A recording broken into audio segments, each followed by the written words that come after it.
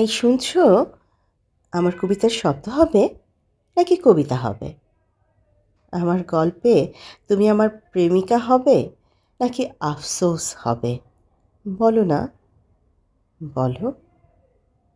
বই বসন্তের রং কালো, লেখক জয় বিশ্বাস, কবিতা আবছায়া এবং কণ্ঠে সালমা। আসসালামু আলাইকুম, কেমন আছেন সবাই? টেস্ট অ্যান্ড টেলস উইথ সালমার একটি নতুন পর্বে আপনাদের সবাইকে অনেক অনেক আমন্ত্রণ জানাই।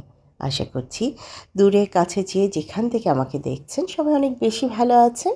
আলহামদুলিল্লাহ, আল্লাহর রহমত এবং আপনাদের সবার দোয়ায় আমি আমার পরিবার ভালো আছি। আজকে সকালে সূর্যটা যখন চারিদিকে তার আলো ছড়িয়ে দিচ্ছিল, তখন হঠাৎ করে এই গাছটার দিকে তাকিয়ে দেখলাম নতুন কচি পাতার আভাস দেখা যাচ্ছে। এতদিন ধূলি ধূসরময় যে গাছটা পুরোই ধুলোয় মিশেছিল, সেই গাছটাতেও আজকাল নতুন পাতা দেখা দিচ্ছে। ভালো লাগছে, প্রাণ ফিরে পাচ্ছে প্রকৃতি। নিশ্চয়ই এক পশলা বৃষ্টি হলে আরও বেশি সুন্দর লাগবে প্রকৃতির এই সবুজ রূপ। প্রকৃতির রূপ অবলোকন করতে গিয়ে দেখি 7:30 বেজে গেছে। এক ছুটে চলে এলাম কিচেনে। প্রথমে ওয়াশিং মেশিনটা স্টার্ট করব, আর তারপর নাস্তা বানাবো। আমি কাজ করব, আমার অ্যাসিস্ট্যান্ট এসে ঘুরু ঘুরু করবে না, আমার সাথে দুষ্টুমি করবে না, এটা হতেই পারে না। অ্যাসিস্ট্যান্ট অলরেডি ওয়াশিং মেশিন ভিতরে বসে আছে। যতই বলা হচ্ছে তুই বের হয়ে আয়, এখানে পানি দিব আমি, এখন ওয়াশিং মেশিনে কাপড় ধোয়া হবে, সে ততই আরও মনের আনন্দে ওখানে লাফালাফি ঝাপাঝাপি করছে। ডিটারজেন্ট পাউডার ঠিক মতন দেওয়া হয়েছে কি না সেটাও এক ঝলক দেখে দিল। দাঁড়ান, এটাকে একটু বের করে নিচে নামিয়ে নিই। যা বাদর কোথাকার, সারাক্ষণ খালি দুষ্টামি। আরে এখন এখানে আমি কাপড়গুলো সব ওয়াশ করতে দিয়ে নাস্তা বানানো শুরু করব। আজকে অবশ্য অন ক্যামেরায় কোনো নাস্তা বানানো হয়নি, কারণ সময়ের সাথে তাল মিলিয়ে উঠতে পারছিলাম না। শীতের জন্য ছোটো মেয়েটার স্কুল একটু দেরিতে করে দিয়েছে, সকাল 9টায় স্কুল। তো ও উঠে 8টায়, আমি মোটামুটি তার মধ্যেই নাস্তা গুছিয়ে ফেলি। তো ভাবলাম ঠিক আছে, ওকে ডাক দিয়ে দিব একটু পর, তার আগে আমি নাস্তাটা গুছিয়ে ফেলি। আর সকালে তাড়াহুড়োতে যত যাই বলেন, ক্যামেরা অন করে কাজ করাটা একটা বিশাল বড় হ্যাপা। ফ্রাইডে স্যাটারডে এসব কাজ করাই যায়, কিন্তু ওয়ার্কিং ডেগুলোতে এটা করা ভীষণ টাফ। এদিকে ওয়াশিং মেশিনের প্রোগ্রাম এবং টাইমটা সেট করে দিয়ে আমি সোজা এখন নাস্তা বানাতে চলে যাব। গলাটা একটু খুসখুস করছে, গলার টোনটাও একটু চেঞ্জ হয়ে গেছে, নাকা নাকা হয়ে গেছে, ঠান্ডা ঠান্ডা একটা ভাব এসেছে। পুরো শীতকালটাই বলতে গেলে ফ্যান দিয়ে কাটিয়েছি, কিন্তু আজকাল কেন জানি শেষ রাতের দিকে এসে বেশ একটু ঠান্ডাই লাগে। তো এদিকে আমি নাস্তাটা মোটামুটি পুরোটাই রেডি করে টেবিলে দিয়ে দিলাম। আজ একদম রেডিমেড নাস্তা, সেটা হচ্ছে ব্রেড টোস্ট করে নিয়েছি, একটু সসেস ভেজে নিয়েছি, ডিম পোচ। আমরা সকালবেলা একটু খেজুর খাই, ওই পাশে রাখা আছে কিছু ফলমূল। এই ফলমূলগুলো সকালের দিকে কম খাওয়া হয়, দুপুরের দিকটাতেই একটু বেশি খাওয়া হয়।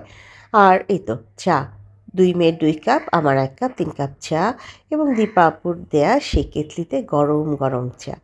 ব্যাস, টেবিলে নাস্তা দিয়ে দিয়েছি। ছোটো মেয়ে অলরেডি রেডি হচ্ছে স্কুলে যাবার জন্য, বড়জন তার পড়ার টেবিলে বসে গিয়েছে। তাদের দুজনকেই এখন ডেকে এনে নাস্তা খাইয়ে বের হয়ে যাব। ছোট মেয়েটার স্পোর্টস উইক শুরু হচ্ছে বলে তার তেমন একটা টিফিন নেওয়ার খুব বেশি আগ্রহ দেখতে পাচ্ছি না। আমি জোর করে ঠেসে ঠুসে যাও একটু একটু দিচ্ছি, সে খুব বিরক্ত হচ্ছে। সে বারবার বলছে, মা টিফিন খাওয়ার মতন এত লম্বা সময় আমরা থাকবো না, কিছুক্ষণ মাঠে খেলাধুলা করে হয়তো ছেড়ে দিবে, তখন আমাকে গিয়ে নিয়ে আসবে। দেখা যাক, যদি সেরকম হয় তখনকারটা তখন দেখা যাবে। আপনারাও সবাই চলে আসেন, আমরা না হয় একসাথে নাস্তা করি।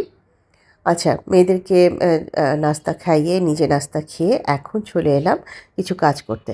এখানে প্রায় 24টা ডিম আছে, 2 ডজন ডিম নিয়েছি আমি চাল ডাল থেকে। তো সেই ডিমগুলোকে ভালো করে ধুয়ে গুছিয়ে রেখেছি, এখন জাস্ট ট্রেতে সেট করব। অনেকক্ষণ আগে ডিমগুলো ধোয়া হয়ে গিয়েছিল, ঝরানোর জন্য এখানে সিঙ্কে এভাবে রেখে দিয়েছিলাম। আমার মাঝে মাঝে খুব ইচ্ছে করে ফুল ট্রেটা ভরে আমি ডিম রাখবো। এর আগেও একবার রেখেছিলাম, আজ মনে হচ্ছে আবারও ফুল ট্রেটা ভরে যাবে ডিমে। আর তার থেকেও বড় কথা, এই পুরো এক ট্রে ভর্তি ডিম দেখতে আমার খুবই ভালো লাগে। মানুষের থাকে না কত রকমের পাগলামি চিন্তাভাবনা, বলতে পারেন এটাও আমার এক ধরনের পাগলামি চিন্তাভাবনা। কিন্তু এবার যেটা হয়েছে, একটা ডিম এক্সট্রা হয়ে গেছে। তো সেই ডিমটাকে আমি আলাদা করে রেখেছি, বিকেলের দিকে কোনো একটা নাস্তার সঙ্গে ওই ডিমটা কাজে লেগে যাবে। আর আমার বাসায় তো রাত্রের ডিনার বলতে ম্যাক্সিমাম সময় নুডলস হয়, নুডলসের সাথে ওরা ডিম পোচ খায়। তো সেই জন্য আমি ওরকমই চিন্তাভাবনা করে রেখেছি। এক্সট্রা ডিমটা ওখানে রইল, তবে ওখান থেকে আমি একটা বাটিতে আলাদা করে নিয়ে নিয়েছি। আর এই যে দেখুন কি সুন্দর লাগছে দেখতে, আমি এটা খুব এনজয় করি। আপনাদের কাছে কি মনে হয় জানি না, আমার খুবই ভালো লাগে। ডিমগুলোকে ঠিকঠাক মতন গুছিয়ে নিয়ে এখন একটু আদা রসুন পেস্ট রেগুলার ইউজের বক্সটাতে ট্রান্সফার করতে হবে।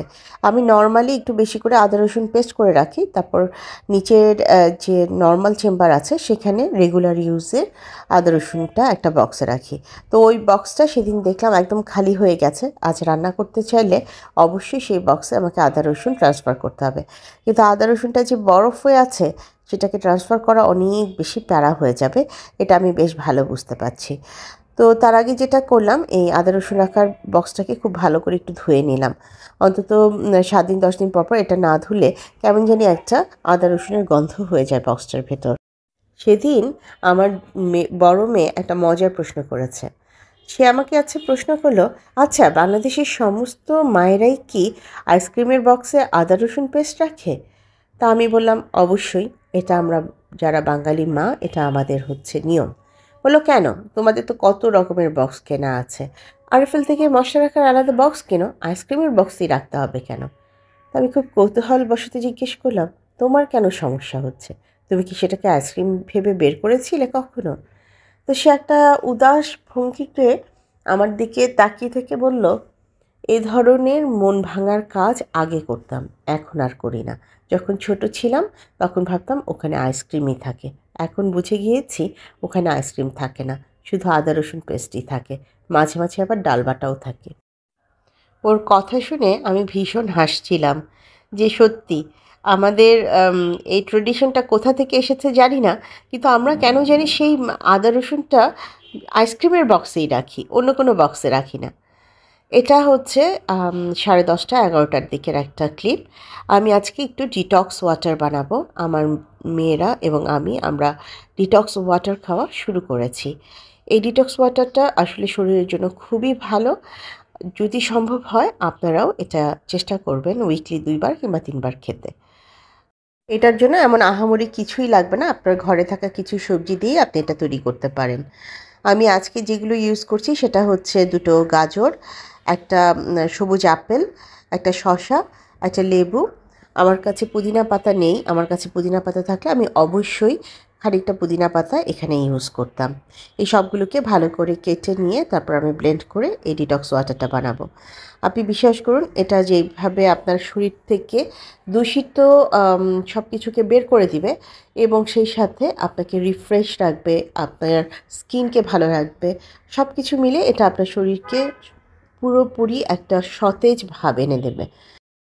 রেগুলার লাইফে তো আর সবসময় হেলদি খাবার আমরা খাচ্ছি না, বাইরে গেলেই হয়তো কখনো সমুচা সিঙ্গারা খাচ্ছি, চা খাচ্ছি, তারপর হয়তোবা বিভিন্ন রকমের কেমিক্যাল যুক্ত ফুড খাচ্ছি, স্ন্যাক্সগুলো খাচ্ছি, বার্গার পিৎজা এসব তো খাওয়াই হয়।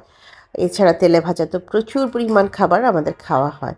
এই ডিটক্স ওয়াটারটা যেটা করবে, আপনার শরীরের ভেতর থেকে টক্সিন যে প্রোডাক্ট আছে সেটাকে বের করে দিয়ে শরীরটাকে অনেক বেশি রিফ্রেশ রাখবে, অনেক বেশি সজীব রাখবে।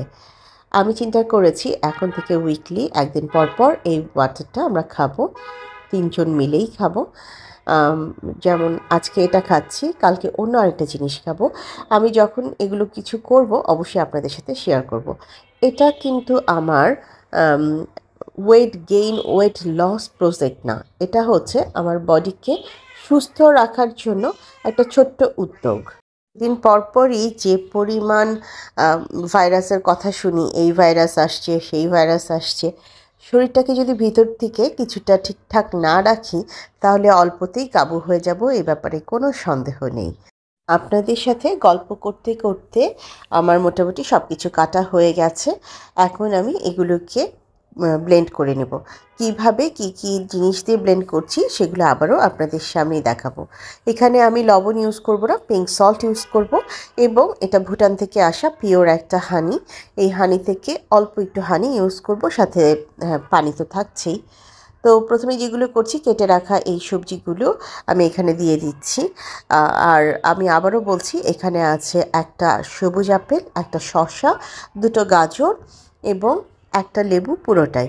আর লেবুগুলোর রস ভালো করে চিপে এখানেই আমি দিয়ে দিব। আর তারপরে দিব লবণের বদলে অল্প একটু পিঙ্ক সল্ট এবং অল্প একটু মধু। আর আপনারা চাইলে অবশ্যই এখানে পুদিনা পাতা ব্যবহার করতে পারেন। আজকে আমার বাসায় পুদিনা পাতা নেই, আমার বাসায় থাকলে আমি অবশ্যই পুদিনা পাতা ব্যবহার করতাম। আর যারা পুদিনা পাতা খেতে পছন্দ করেন না কিংবা এটার ফ্লেভার পছন্দ করেন না, তারা শুধুমাত্র এভাবেও খেতে পারেন। এবং এখানে আরও বেশ কিছু জিনিস অ্যাড করা যায়, যেমন এখানে আপনি ফ্রেশ অ্যালোভেরা ইউজ করতে পারেন। আর চাইলে আপনি এখানে আমলকিও ব্যবহার করতে পারেন। তো এটা একান্তই আপনার ইচ্ছা, আপনি কোন ধরনের হার্বাল সবজি কিংবা ফল এখানে ব্যবহার করতে চান। তো আমার সব কিছু এখানে অ্যাড করা হয়ে গেছে। এখন পরিমাণ মতন পানি দিয়ে আমি এটাকে ব্লেন্ড করে এনে ছেঁকে নেব। তবে প্রথমে খুব বেশি পানি দিব না, কারণ এগুলো থেকে কী পরিমাণ পানি বের হয় সেটাও একটু দেখার বিষয় আছে। তো প্রথমবার ব্লেন্ড করে আনবার পর দেখলাম যে না, নিচে এখনও অনেক কিছু আস্তে আস্তে রয়ে গেছে এবং আরেকটু পানি দিলে ভালো হয়। সেজন্য আমি এখানে আরও খানিকটা পানি দিয়ে দিচ্ছি। আর এটা মধ্যে চাইলে আপনারা চিয়া সিডও ভিজিয়ে রেখে পরে সেই চিয়া সিড সহ এই ড্রিঙ্কসটাও খেতে পারেন। সোজা কথা, এমন একটা ডিটক্স ওয়াটার যেটা আপনার শরীরের জন্য ভালো হবে। আর এখানে কিন্তু আমি কোনো ডাইরেক্ট সল্ট ইউজ করিনি, পিঙ্ক সল্ট ইউজ করেছি এবং কোনো চিনি ইউজ করিনি, মধু ইউজ করেছি। কাজী প্রোডাক্টটা আপনার শরীরের জন্য, এই ড্রিঙ্কসটা যে অনেক ভালো কিছু সেটা তো বোঝাই যাচ্ছে। এখন একটু একটু করে ছেঁকে নিয়ে তারপর আমি কাজ করছি। আর সালমা কাজ করবে, আশেপাশে চারদিকে জিনিসপত্র ছড়িয়ে ছিটিয়ে পড়বে না, এটা হতেই পারে না। আমার এই ইউনিক লাইনটা অনেক আপুদের কাছে খুব পছন্দের একটা লাইন, বিশেষ করে রোমান আপুর কাছে তো অনেক পছন্দের। রোমান আপু প্রায়ই এই লাইনটা নিয়ে আমার সাথে দুষ্টুমি করে। তো ড্রিঙ্কসটা পুরোটা তৈরি করে আমি আমার বড় মেয়েকে ডাকলাম, বললাম তুমি এসে আগে প্রথমে খাও। সে আপনাদের সাথে একটু চিয়ার্স দিয়ে নিয়ে তারপর খেলো এবং ড্রিঙ্কসটা আমরা সবাই খেয়েছি। মাশাআল্লাহ, এটা খুব ভালো লেগেছে খেতে। এই ভিডিওটা যেহেতু সকাল 7টা থেকে 11টা পর্যন্ত একটা ভিডিও, কাজেই এখানে আমি দুপুরে কোনো রান্না দেখাচ্ছি না, কোনো কিছুই দেখাচ্ছি না। আমার রান্নার জোগাড় অলরেডি করা শুরু করেছে খালা। তো আমি সকালে নাস্তা শেষ করে টেবিল গুছিয়ে রেখে চলে এলাম একটু ইউনির সাথে সময় কাটানোর জন্য। এসে দেখি তিনি তার রূপচর্চায় ব্যস্ত এবং বাইরে যে পাখিরা ওড়াউড়ি করছে সেই পাখিদের ছায়া দেখে তিনি প্রচুর পরিমাণে মাথা গরম করে বসে আছেন। তো অনেক লম্বা সময় আপনাদের সাথে গল্প করলাম। আজ এই পর্যায়ে থেকে তাহলে বিদায় নিচ্ছি। আমার নতুন বন্ধু, পুরনো বন্ধু যে যেখান থেকে আমাকে দেখলেন, ভিডিওর কোনো একটি অংশ যদি আপনাদের ভালো লেগে যায়, কাইন্ডলি লাইক, কমেন্ট, শেয়ার এবং সাবস্ক্রাইব করে আমাকে এগিয়ে যেতে সাহায্য করবেন। যারা প্রথমবারের মতো আমাকে দেখলেন, ভিডিওটি ভালো লেগে গেলে আমার বন্ধু হয়ে আমার পাশে থেকে যেতে পারেন। আপনাদের সবার সাথে দেখা হবে আরও একটি নতুন পর্বে। সে পর্যন্ত সবাই অনেক বেশি ভালো থাকবেন, নিজেদের খেয়াল রাখবেন। আজ তাহলে এখানেই বিদায় নিচ্ছি। আল্লাহ হাফেজ এবং আসসালামু আলাইকুম।